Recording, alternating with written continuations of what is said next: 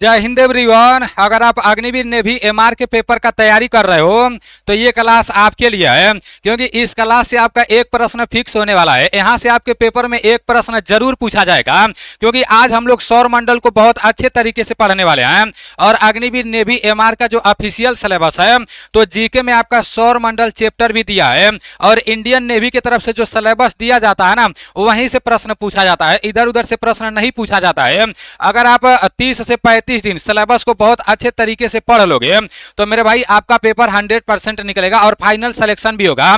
लेकिन जो भी सिलेबस दिया गया है उसमें जो भी चैप्टर का नाम लिखा गया है तो वो आप लोगों को अच्छे से पढ़ना पड़ेगा, क्योंकि इंडियन नेवी की तरफ से खुद बोला जाता है कि आप मिट्टी चैप्टर को पढ़ के आओ, आप झील चैप्टर को पढ़ के आओ, उसके बाद से नदी को अच्छे तरीके से पढ़ लो, सौर मंडल को अच्छे तरीके से पढ़ लो।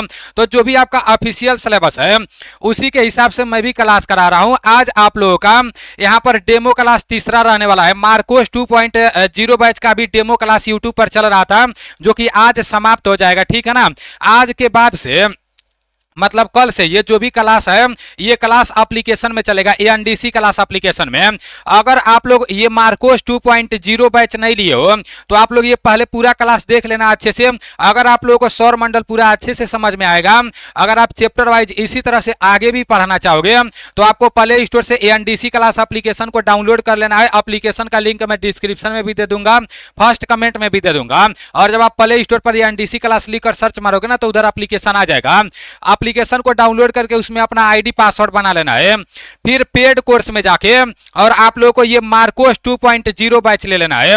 इसका प्राइस भी सिर्फ 149 रुपया किया गया है, तो मेरे भाई इसको आप लोग ले सकते हो और यहां से आप लोग चैप्टर वाइज बहुत अच्छे तरीके से नेवी एमआर का पढ़ाई कर सकते हो।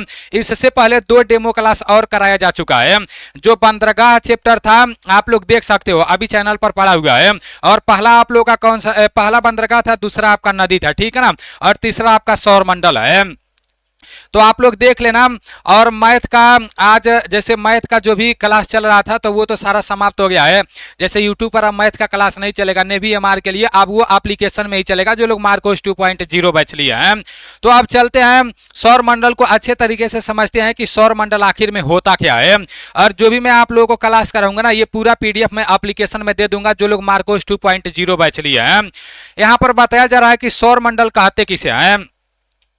अच्छे से सारी चीजों को समझते हुए चलना है मेरे भाई, क्योंकि यहां से आपका एक नंबर फिक्स होने वाला है। और जैसे आप लोगों का पूरा सौर मंडल हम लोग पढ़ के समाप्त करेंगे ना, उसके बाद से 10 प्रश्न मैं ऑब्जेक्टिव प्रश्न लाया हूं, तो इसका आंसर आप लोगों को खुद देना है। और ये आप लोगों का प्रीमियर क्लास है, लाइव क्लास नहीं है, क्योंकि अभी लाइट का थोड़ा दिक्कत हो रहा है, इसलिए मैं प्रीमियर अभी क्लास डाला हूं। जैसे ही लाइट सही होगा तो लाइव चलने लगेगा। यहां पर बोला जा रहा है कि सौर मंडल किसे कहते हैं। तो सूर्य के चारों ओर चक्कर लगाने वाले विभिन्न ग्रहों, क्षुद्र ग्रहों, धूमकेतुओं, उल्का पिंडों तथा अन्य आकाशीय पिंडों के समूह को क्या कहते हैं, सौर मंडल कहते हैं। मेरे भाई बोला जा रहा है कि सूर्य के चारों ओर चक्कर लगाने वाले, मान लो यहाँ पर सूर्य है आपका, अभी मैं आप लोगों को डायग्राम के माध्यम से सारी चीजें बता रहा हूँ। बोला जा रहा है कि सूर्य के तरफ चारों तरफ चक्कर लगाने वाले विभिन्न ग्रहों, यहाँ पर ग्रह भी रहेंगे, क्षुद्र ग्रह भी रहेंगे, धूमकेतु भी रहेगा, उल्का पिंड भी रहेगा, और ये सब के सब क्या करेंगे, सूर्य का चारों तरफ चक्कर लगाएंगे। और उसी को हम लोग क्या करेंगे, उसी को हम लोग क्या कहेंगे, जो ये लोग, ये जो भी आपका धूमकेतु रहेगा, जो भी आपका ग्रह रहेगा, ये जो सूर्य का चक्कर लगाएंगे ना, तो इसी को हम लोग क्या कहेंगे, पूरे आकाशीय पिंड को हम क्या कहेंगे, सौर मंडल कहेंगे। तो ये तो पेपर में नहीं पूछा जाएगा कि सौर मंडल किसे कहेंगे, लेकिन आपको बस समझने के लिए बता रहा हूं कि आखिर में ये सौर मंडल होता क्या है। अब यहां पर बताया जा रहा है कि वर्तमान में सौर मंडल में 8 बड़े ग्रह हैं। ऐसे पेपर में पूछा जा सकता है कि वर्तमान में सौर मंडल में कुल कितने बड़े ग्रह हैं, तो 8 बड़े ग्रह हैं। अब 8 ग्रह को मैं क्रम से यहां पर लिखा हूं, तो अच्छे से यहां पर देख लो। यहां पर मान लो आपका सूर्य है, ठीक है ना, तो सूर्य का जो भी चक्कर लगा रहा है, जो भी ग्रह है, वो पूरा मैं क्रम से लिख दिया हूं। सबसे पहले आपका बुध आता है, फिर शुक्र आता है, फिर पृथ्वी आता है, फिर मंगल आता है, फिर आपका बृहस्पति आता है, फिर शनि आता है, अरुण आता है, वरुण आता है। तो ये पूरा क्रम से मैं यहाँ पर लिख दिया हूँ। वर्तमान में सौर मंडल में कुल कितने बड़े ग्रह हैं, तो 8 बड़े ग्रह हैं। आपका बुध हो गया, शुक्र हो गया, पृथ्वी हो गया, मंगल हो गया, बृहस्पति हो गया, शनि हो गया, अरुण हो गया, वरुण हो गया। तो इसको आप लोग याद कर लेना, क्योंकि पूछा जाता है कि सबसे बड़ा ग्रह कौन सा है, सबसे छोटा ग्रह कौन सा है, पृथ्वी का जुड़वा बहन कौन सा है, लाल ग्रह के नाम से किसे जाना जाता है, ये सब मैं आप लोगों को आगे बताने वाला हूं बहुत अच्छे तरीके से। अब इस डायग्राम को आप लोग अच्छे से देखो और यहाँ पर जो कुछ भी दिया गया है इसको आप लोग अच्छे से समझो। ये आप लोगों का पूरा सोलर सिस्टम है जिसे हम लोग सौर मंडल बोलते हैं, ठीक है ना, इंग्लिश में सोलर सिस्टम बोलते हैं।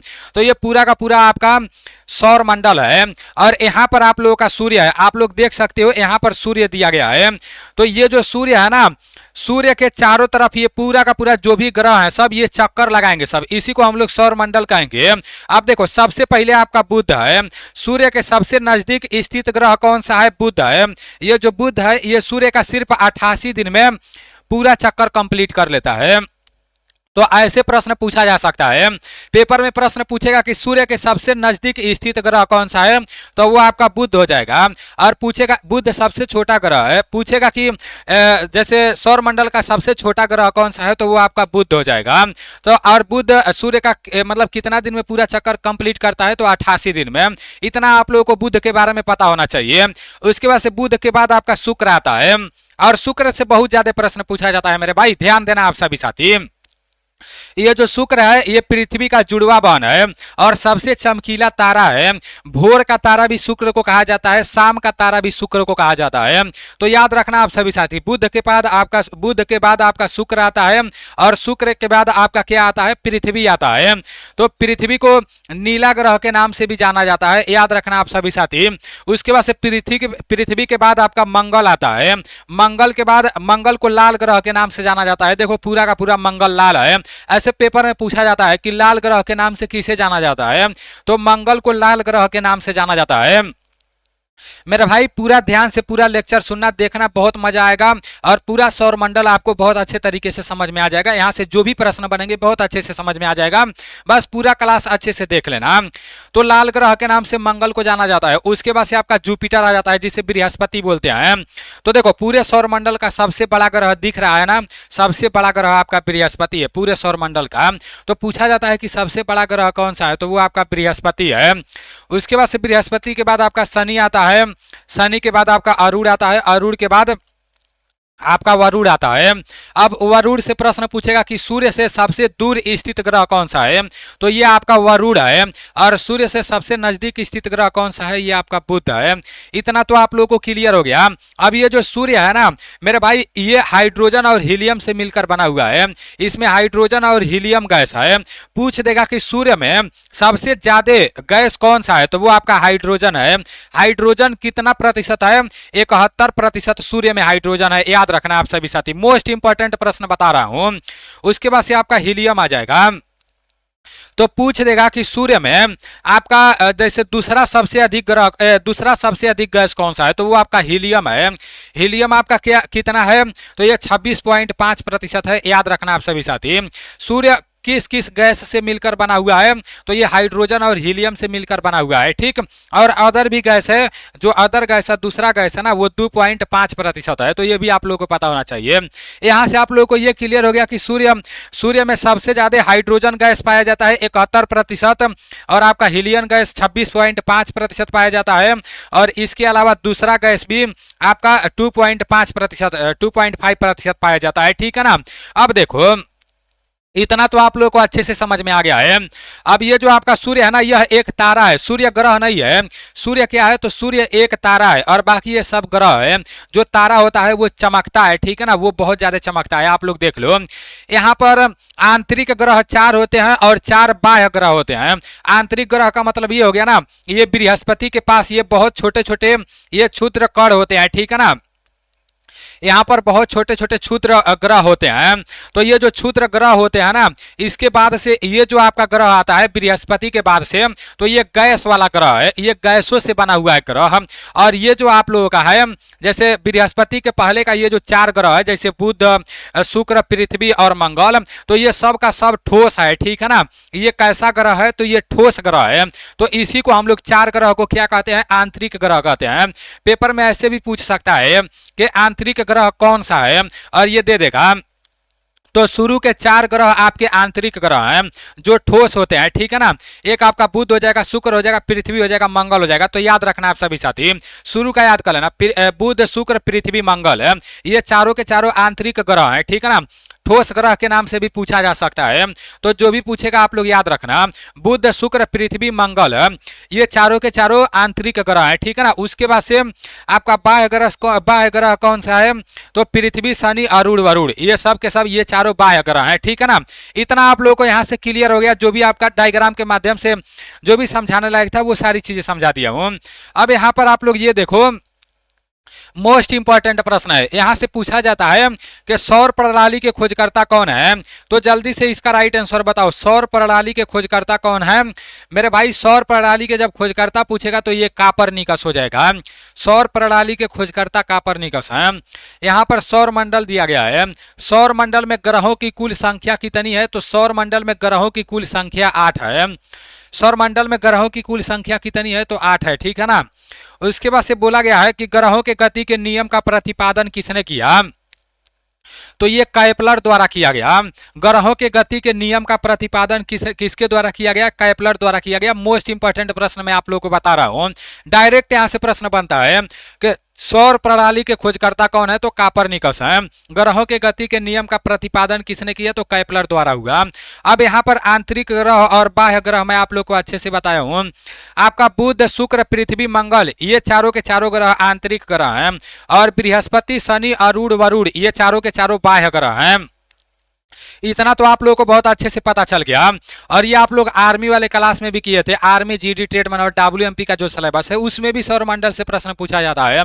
नेवी एमआर के पेपर में भी पूछा जाता है। तो बहुत अच्छे तरीके से आप लोग चीजों को पढ़ रहे हो, बार बार रिविजन हो रहा है।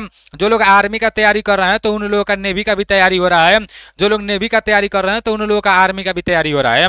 बस सिलेबस में थोड़ा बहुत डिफरेंट है, क्योंकि इधर आपका मिट्टी से प्रश्न पूछा जाता है और भी बहुत सारी चीजें पूछा जाता है, ठीक है ना। तो याद रखना आप सभी साथी, ये सारी चीजें आपको पता होना चाहिए। यहाँ पर अब देख लेते हैं, जैसे सौर मंडल में खगोलीय पिंड होते हैं, तारा होते हैं। तारा किसे कहते हैं, खगोलीय पिंड किसे कहते हैं, ग्रह किसे कहते हैं, उपग्रह किसे कहते हैं, उल्का पिंड किसे कहते हैं, इसको हम लोग अच्छे से देख लेते हैं। इसको आप लोग अपने कॉपी में लिख लेना, क्योंकि ये सब आप लोगों को पता होना चाहिए। आगे अभी मैं प्रश्न भी बता रहा हूं कि कैसे कैसे प्रश्न पूछे जाते हैं।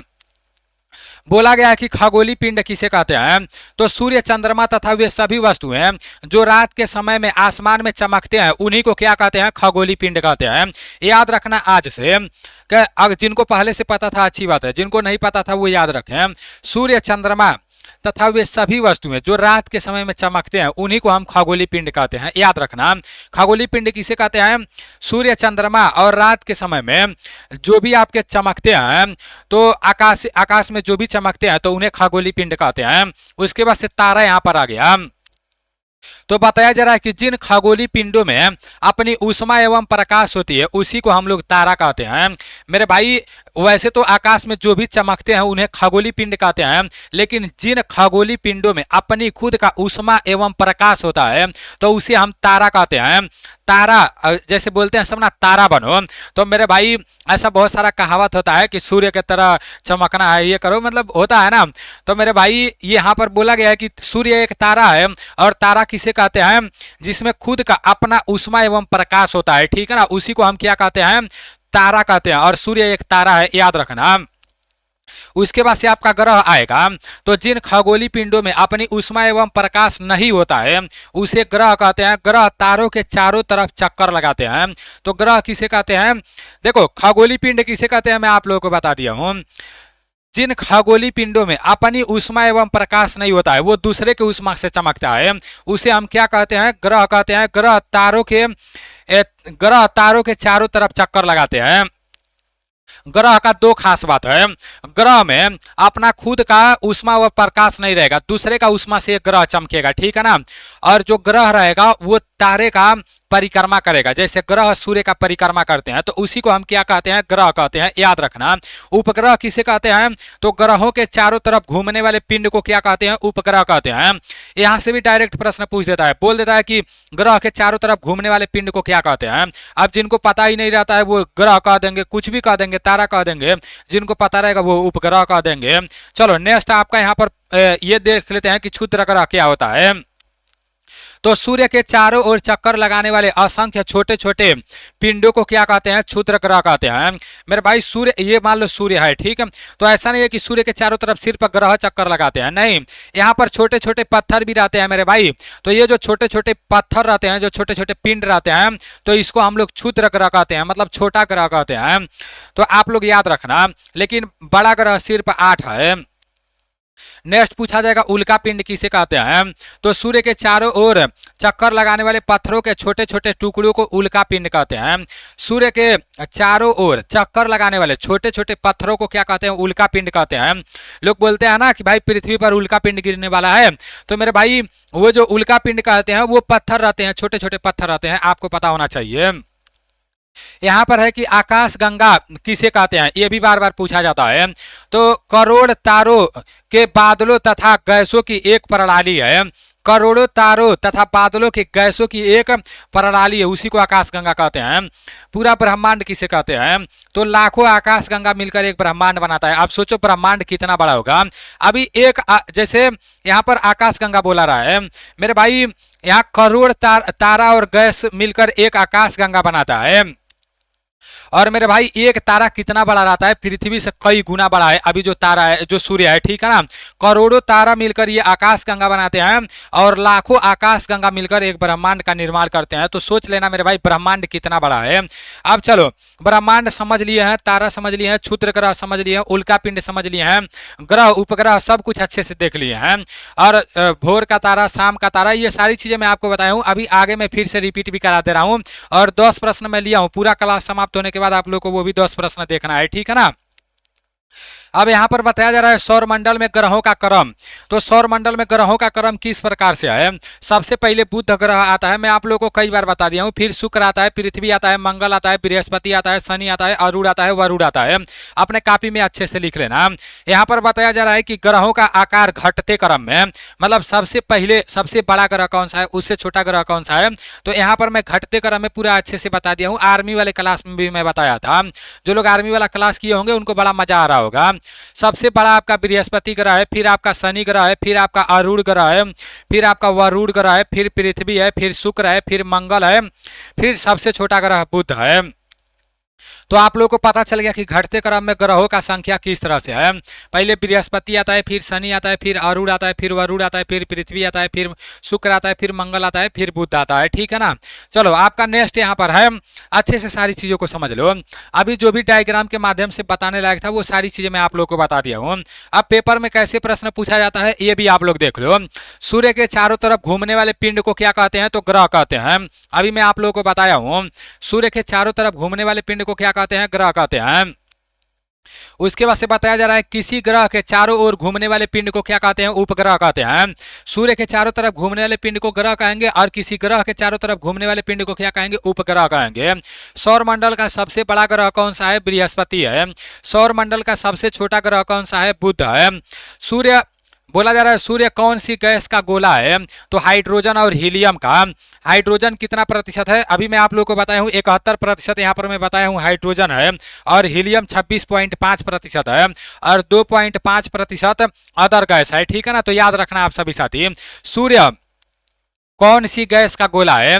तो सूर्य हाइड्रोजन और हीलियम गैस का गोला है। हाइड्रोजन 71% पाया जाता है, ठीक है ना, और हीलियम आपका 26.5% पाया जाता है। तो याद रखना आप सभी साथी। उसके बाद से यहाँ पर क्या दिया गया है? सूर्य का सबसे दूर स्थित ग्रह कौन सा है? तो ये आपका वरुण है। और ऊपर बताया गया सूर्य कौन सा ग्रह सूर्य के सबसे निकट स्थित ग्रह है? तो बुध और शुक्र है, ठीक है ना। उसके बाद से बताया जा रहा है कि कौन से ग्रह हैं जिनमें उपग्रह नहीं है? तो बुध और शुक्र का कोई भी उपग्रह नहीं है। जितना भी ग्रह है ना, सभी ग्रह के तो उपग्रह हैं, जैसे ग्रह है फिर उसका उपग्रह भी है, लेकिन बुध और शुक्र ऐसा ग्रह है जिसका कोई भी उपग्रह नहीं है। याद रखना, पूछ दिया जाता है कि निम्न में से कौन सा ऐसा ग्रह है जिसका उपग्रह नहीं है, तो दोनों में से कोई एक देख सकता है। तो बुध और शुक्र दोनों याद रखना। यहाँ पर है कि पृथ्वी का पड़ोसी ग्रह कौन सा है? तो पृथ्वी का पड़ोसी ग्रह शुक्र एवं मंगल है। याद रखना आप सभी साथी, पृथ्वी का पड़ोसी ग्रह शुक्र एवं मंगल है। आपका नेक्स्ट पूछा जाएगा कि पृथ्वी का उपग्रह कौन सा है? तो पृथ्वी का उपग्रह आपका चंद्रमा है। पृथ्वी का निकटतम तारा कौन सा है? तो पृथ्वी का निकटतम तारा आपका सूर्य है। पृथ्वी की बहन, जुड़वा बहन, चमकीला ग्रह, गर्म ग्रह, भोर का तारा, शाम का तारा, ये सब शुक्र को कहते हैं। लिख लेना मेरे भाई, एक एक करके पूछता है। पूछ देगा पृथ्वी का बहन किसे कहा जाता है? शुक्र ग्रह को। पूछ देगा पृथ्वी चमकीला ग्रह किसे कहते हैं? शुक्र को। पूछ देगा गर्म ग्रह किसे कहते हैं? शुक्र को। तो याद रखना आप सभी साथी, ये पूरा लिख लेना। और जो भी क्लास करा रहा हूं ना मेरे भाई, अगर आप 1000 का भी बैच लोगे, 800 का भी बैच लोगे और वहां सौरमंडल पढ़ोगे तो यही सब पढ़ाया जाएगा। और अगर आप सिर्फ 149 रुपए में आप एनडीसी क्लास एप्लीकेशन से मार्कोस 2.0 बैच ले लोगे तो यही सब सारी चीजें पढ़ाया जाएगा। और जिस तरह से मैं क्लास करा रहा हूँ इसी तरह से क्लास कराया जाएगा, ठीक है ना। अभी लास्ट में 10 ऑब्जेक्टिव प्रश्न भी लाऊंगा, तो उससे भी आप लोग खुद आप आंसर बताओगे तो आपको पता लगेगा कि हाँ आपका तैयारी कितना है। तो मेरे भाई आप देख लेना, अगर आपको क्लास अच्छा लगेगा तो आप एनडीसी क्लास एप्लीकेशन को डाउनलोड करके उसमें ID पासवर्ड बना लेना। उसके बाद से वहां से सिर्फ 149 रुपए में मार्कोस 2.0 बैच ले लेना और उसको लेकर आप नेवी एमआर का फर्स्ट फेज का भी तैयारी कर सकते हो, सेकेंड फेज का भी तैयारी कर सकते हो। यहाँ पर है लाल ग्रह के नाम से किसे जाना जाता है? तो मंगल को लाल ग्रह के नाम से जाना जाता है। फिर है शनि के रिंग के खोजकर्ता कौन है? तो गैलीलियो है। फिर यहाँ पर है कि किस देश में अर्धरात्रि में सूर्य दिखाई देता है? तो नॉर्वे में अर्धरात्रि में सूर्य दिखाई देता है, मतलब नॉर्वे में आधी रात में सूर्य दिखाई देता है। उत्तरी गोलार्ध में सबसे बड़ा दिन कौन होता है? तो ये आपका 21 जून होता है, याद रखना। सौर मंडल का सबसे बड़ा ज्वालामुखी कौन सा होता है? तो ये ओलंपस मोन्स होता है। आपका नेक्स्ट यहां पर है कि चंद्र ग्रहण कब होता है? तो चंद्र ग्रहण कब होता है? पूर्णिमा को, ठीक है ना। और सूर्य ग्रहण अमावस्या को होता है, याद रखना आप सभी साथी। इसको आप लोग कैसे याद रख सकते हो? यहाँ पर बोला गया है चंद्र ग्रहण, तो मेरे भाई जो पूर्णिमा है ना, तो मेरे भाई इसमें देखो जैसे पूर्णिमा में चंद्र ग्रहण में पूर्णिमा को और सूर्य ग्रहण अमावस्या, देखो यहाँ सूर्य 100 दिखाई दे रहा है, अमावस्या में भी 100 दिखाई दे रहा है। तो जब अमावस्या आ जाएगा तो जान जाना सूर्य ग्रहण होता है, और जब अमावस्या के बाद जब आपका पूर्णिमा आ जाएगा तो जान जाना चंद्र ग्रहण होता है, ठीक है ना। देखो पूर्णिमा में र है यहाँ पर और यहाँ पर चंद्र में भी र है, तो आप इससे याद कर सकते हो। अमावस्या जब 100 आ गया तो जान जाना सूर्य ग्रहण, और पूर्णिमा जब आ गया तो जान जाना चंद्र ग्रहण। तो ऐसे आप लोग याद कर लेना, ठीक है ना। यहाँ पर बोला गया है कि रात व दिन होने का कारण क्या है? तो पृथ्वी का अपने अक्ष पर घूमना है, ठीक है ना। ये घूर्णन विधि द्वारा रात और दिन होता है, याद रखना आप सभी साथी। अभी आप लोगों का सौरमंडल से रिलेटेड जितना भी प्रश्न बनता है वो सारा प्रश्न मैं करा दिया हूं। अब ऑब्जेक्टिव टाइप का 10 प्रश्न है, तो आप लोग खुद इसका आंसर बताओ। पहला प्रश्न है, सूर्य के चारों तरफ घूमने वाले पिंड को क्या कहते हैं? जल्दी से बताओ। सूर्य के चारों तरफ घूमने वाले पिंड को ग्रह, जितने भी साथी बता रहे हो राइट बता रहे हो, मैं आप लोगों को पहले ही बता दिया हूं। बोला जा रहा है किसी ग्रह के चारों तरफ घूमने वाले पिंड को क्या कहते हैं? उपग्रह कहते हैं, बहुत अच्छे से बताया हूं। ऐसे ही प्रश्न पूछा जाएगा। नेक्स्ट पूछा जाएगा सौरमंडल का सबसे बड़ा ग्रह कौन सा है? ऐसे ही प्रश्न पूछा जाएगा। आपका बुध है, छोटा ग्रह बृहस्पति है। आपका नेक्स्ट है कि सौरमंडल का सबसे छोटा ग्रह कौन सा है? तो ये आपका कौन सा है? ये बुध है, ठीक है ना। आपका नेक्स्ट प्रश्न यहाँ पर है कि सूर्य कौन सी गैस का गोला है? तो मेरे भाई सूर्य कौन सी गैस का गोला है? हाइड्रोजन 71% पाया जाता है सूर्य में, और हीलियम 26.5% पाया जाता है। तो ये दोनों आपका राइट आंसर हो जाएगा। दोनों याद रखना, सूर्य कौन सी गैस का गोला है? तो हाइड्रोजन और हीलियम दोनों हो जाएगा। आपका नेक्स्ट प्रश्न यहाँ पर है कि निम्न में से कौन सा ग्रह सूर्य के सबसे निकट ग्रह है? तो कौन सा ग्रह सूर्य का सबसे निकट ग्रह है? तो ये आपका बुध है, आप सभी साथियों को पता होगा। आपका नेक्स्ट है, आप खुद देखना कि 10 में से कितना प्रश्न सही कर रहे हो। सूर्य से सबसे दूर स्थित ग्रह कौन सा है? तो आपका वरुण है। सूर्य से सबसे दूर स्थित ग्रह वरुण है। आपका नेक्स्ट है कि कौन से ग्रह हैं जिनमें उपग्रह नहीं है? तो मेरे भाई बुध और शुक्र दोनों ऐसे ग्रह हैं जिनमें कोई भी उपग्रह नहीं है। आपका नेक्स्ट प्रश्न है पृथ्वी का पड़ोसी ग्रह कौन सा है? तो मेरे भाई शुक्र एवं मंगल पृथ्वी का पड़ोसी ग्रह है, याद रखना आप सभी साथी। यहाँ पर पृथ्वी है, पृथ्वी से पहले शुक्र है, इसके बाद से मंगल है। तो पृथ्वी का दोनों ये पड़ोसी ग्रह है। शुक्र और मंडल क्या है? शुक्र और मंगल क्या है? पृथ्वी का पड़ोसी ग्रह है। आपका नेक्स्ट प्रश्न है और आज का लास्ट प्रश्न है, इसके बाद से फिर यूट्यूब पर नहीं मिलेंगे, फिर हम लोग एप्लीकेशन में मिलेंगे। यूट्यूब पर आर्मी के लिए क्लास कराया जाएगा, ठीक है ना। बाकी नेवी एमआर का क्लास आपका एप्लीकेशन में चलता रहेगा और इसी तरह से चैप्टर वाइज चलता रहेगा। निम्न में से पृथ्वी का उपग्रह कौन सा है? तो वो आपका पृथ्वी का उपग्रह चंद्रमा है। जितने भी साथी चंद्रमा बता रहे हो, राइट बता रहे हो। अभी आप लोगों का पूरा सौर मंडल समाप्त हो गया है मेरे भाई। इसके अलावा आपके नेवी एमआर के पेपर में दूसरे कहीं से प्रश्न नहीं पूछेगा। जो भी सौर मंडल से प्रश्न बनने वाले थे वो सारा प्रश्न मैं करा दिया हूँ। उम्मीद करता हूं कि ये क्लास आप लोगों को अच्छा लगा होगा। मिलते हैं अगले क्लास में। जय हिंद।